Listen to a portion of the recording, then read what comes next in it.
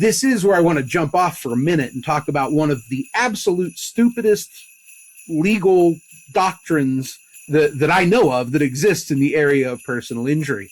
And that's what they'll call it, the hills and ridges, or sometimes otherwise described as ridges and elevations doctrine. So here's the idea. Now, this is where we go off the rails and into something that makes no sense. In all of my years in this business and in life, I've never had someone call me and say, I tripped over a ridge of snow. Okay, that's not how falls happen. That's not where the danger occurs. The ridges, the elevations, they have nothing to do with what causes people to fall, which is generally flat, difficult to observe, slippery surfaces. They're not tripping over snow, they're slipping on snow and ice. And yet, baked into the law as a bright line rule is this idea that until hills and ridges have accumulated, you're not responsible. Now look, that's a stand-in, right? That exists as a bright line in the law as a holdover from a bygone era when we really like to create arbitrary bright lines that freed you from liability. And that's what this is, an arbitrary bright line.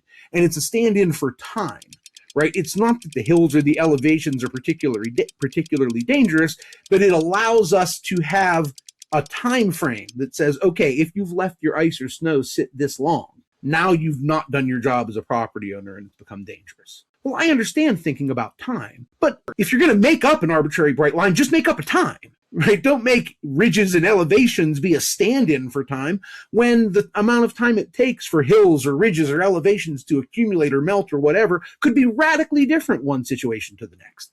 All over the rest of our tort law, we are perfectly comfortable saying, look, your duty is reasonable care.